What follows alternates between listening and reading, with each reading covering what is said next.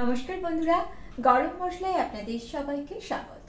চলুন দেখে নেওয়া যাক আজকে আপনাদের জন্য কি রেসিপি নিয়ে এসেছি। রোজ একঘেয়ে আলু পটলের তরকারি বা ডালনা না খেয়ে একটু স্বাদটাকে বদলে নিতে পারেন, আর সেই জন্যই আজকে নিয়ে এসেছি এমন একটা রেসিপি যেটা বিশেষ একটা উপকরণে তৈরি করা হবে, আর এই উপকরণটা যোগ করার ফলে এই রেসিপির টেস্টটা সম্পূর্ণ একটা অন্য মাত্রা পাবে। তাহলে চলুন আমরা চলে যাচ্ছি রেসিপিতে।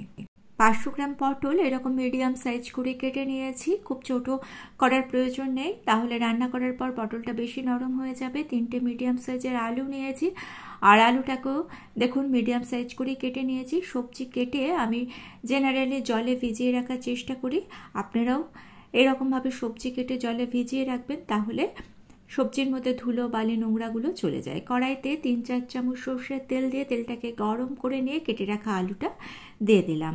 গরম তেলের মধ্যে আলুটাকে নাড়াচাড়া করে নিচ্ছি। 3.5 থেকে 4 মিনিট মতো আলুটাকে একটু নাড়াচাড়া করে নিয়েছি। আলুটা একটু ভাজা হয়ে গিয়েছে। এবার এর মধ্যে কেটে রাখা পটলটা আমি দিয়ে দিয়েছি। স্বাদ অনুযায়ী লবণ দিয়ে দিলাম, আর হাফ চামচ মতো হলুদ দিয়ে দিলাম। ভালো করে লবণ আর হলুদটাকে আলু পটলের সঙ্গে মিশিয়ে নিচ্ছি। মিশিয়ে নিয়ে কড়াইটাকে আমি ঢেকে দেবো মিডিয়াম ফ্লেমে। 5 থেকে 5.5 মিনিট মতো রান্না করব, আর এর মধ্যে একটা মশলা তৈরি করে নেবো। তার জন্য মিক্সিং জারের মধ্যে নিয়ে নিলাম 1.5 ইঞ্চি মতো আদাটাকে কুচিয়ে নিয়েছি। 2টো গোটা শুকনো লঙ্কা দিয়ে দিলাম। জল দিয়ে একটা মিহি পেস্ট বানিয়ে নিয়েছি। আর একটা মশলা তৈরি করে নেবো, তার জন্য একটা বাটিতে হাফ কাপ জল নিয়ে নিলাম। এর মধ্যে দিয়ে দিলাম হাফ চামচ জিরের গুঁড়ো, হাফ চামচ ধনের গুঁড়ো, সামান্য একটু লবণ, আর হাফ চামচ মতো ঝাল লঙ্কার গুঁড়ো। ভালো করে মিশিয়ে নিয়ে সাইডে রেখে দিলাম। আর অন্যদিকে কড়াইয়ের ঢাকনা খুলে দিয়েছি। দেখুন আলু আর পটল কিন্তু বেশ ভাজা ভাজা হয়ে গিয়েছে। আলু পটলের গায়ে সুন্দর একটা কালার ধরে গিয়েছে। এরকম কালার ধরা পর্যন্ত আলু আর পটলটাকে ভেজে নিতে হবে। আলাদা করে যদি আলু পটল ভেজে নিতে চান নিতে পারেন, কিন্তু সেক্ষেত্রে তেলের পরিমাণ অনেকটা বেশি লাগবে, তাই আমি একসঙ্গে ভেজেছি। এক্সট্রা কোনো তেল কড়াইতে অ্যাড করলাম না। ওই তেলের মধ্যেই আদার যে পেস্টটা বানিয়েছিলাম সেটা দিয়ে দিলাম। 2 থেকে 2.5 মিনিট মতো মশলাটাকে একটু কষে নিয়েছি। দেখুন এইবার গুঁড়ো মশলার যে পেস্টটা আমি বানিয়েছিলাম সেটা দিয়ে দিলাম। সমস্ত মশলাকে ভালো মতো কষে নিয়েছি। ভালো মতো মশলা না কষলে মশলার একটা কাঁচা গন্ধ তরকারির মধ্যে থেকে যাবে, যেটা একেবারেই ভালো লাগে না। 2 মিনিটের জন্য মশলাটাকে ঢেকে দিয়েছিলাম যাতে তাড়াতাড়ি কষাটা হয়ে যায়। এইবার ভেজে রাখা আলু আর পটলটাকে মশলার মধ্যে দিয়ে ঢাকা ছাড়া খুব ভালো করে মশলার সঙ্গে আলু পটলটাকে কষে নেব। ভালো মতো আলু পটলটাকে কষে নিতে হবে।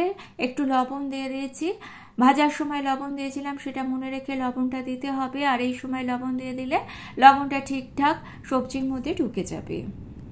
আমি যেভাবে ঢাকা দিয়ে মিডিয়াম ফ্লেমে সবজিটাকে ভেজেছি সেরকমভাবে যদি ভাজেন, সেক্ষেত্রে তেলের পরিমাণ যেমন কম লাগে, রান্না হতেও খুব কম সময় লাগে। ভালো করে দেখুন আমি কষে নিচ্ছি। এই কষাটা কিন্তু একটু সময় নিয়ে কষতে হবে।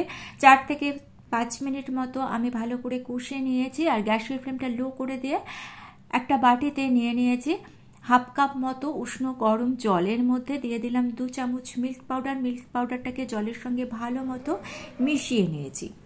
আর অন্যদিকে আলু পটল তো কষা হয়ে গিয়েছে। এইবার এর মধ্যে তৈরি করে রাখা মিল্ক পাউডারের দুধটা দিয়ে দিলাম। যতটা দুধ দিয়েছি ততটা জল দিলাম। পুরো রেসিপিটাই আপনারা দুধ দিয়ে তৈরি করতে পারেন, তবে দুধ আর জল মিশিয়ে করবেন, তাহলে রিচ কম হবে। এইবার ভালো করে নাড়াচাড়া করে নিয়ে কড়াইটাকে আমি ঢেকে দেবো ততক্ষণ যতক্ষণ না আলু পটলটা ঠিকঠাক সেদ্ধ হচ্ছে, মানে প্রপারলি বয়েল হচ্ছে। দেখুন মিডিয়াম ফ্লেমে 5 মিনিট রান্না করে নিয়ে কড়াইয়ের ঢাকনা খুলে দিলাম। এইবার সবজিগুলো একটু চেক করে নিতে হবে যে ঠিকঠাক সেদ্ধ হয়েছে কি না। পটলটা চেক করে নিলাম, পটল খুব সুন্দরভাবে সেদ্ধ হয়ে গিয়েছে। আলুটাকে চেক করে নিচ্ছি, আলু সুন্দরভাবে সেদ্ধ হয়ে গিয়েছে। এবার গ্যাসের ফ্লেম অফ করে দিচ্ছি। ইচ্ছে হলে একটু চিনি দিয়ে দিতে পারেন, যেহেতু মিল্ক পাউডার দেওয়া হয়েছে তাই চিনিটা আর আজকে আমি দিচ্ছি না। দিয়ে দিলাম হাফ চামচ গরম মশলার গুঁড়ো, আর দিয়ে দিচ্ছি হাফ চামচ ঘরে তৈরি করে রাখা কাওয়া ঘি। কড়াইটাকে ঢেকে 5 মিনিট দিয়ে দিচ্ছি স্ট্যান্ডিং টাইম। ফিরে এলাম 5 মিনিট পর। আলু পটলের রসা বলুন, আলু পটলের ডালনা বলুন বা আলু পটলের সিম্পল তরকারি বলুন, বিশেষ উপকরণে তৈরি করার ফলে এর টেস্ট কিন্তু দুর্দান্ত হয়। অবশ্যই বাড়িতে বানানোর অনুরোধ রইল। ভালো লেগে থাকলে চ্যানেলটা সাবস্ক্রাইব করে নিয়ে পাশে থাকা বেল আইকনটা প্রেস করে দিয়ে অল অপশানটা ক্লিক করে দেবেন। তাহলে যখনই নতুন কোনো ভিডিও আপলোড করব তার নোটিফিকেশন আপনাদের কাছে পৌঁছে যাবে। আজকে তাহলে এই পর্যন্ত। ভালো থাকবেন, সুস্থ থাকবেন।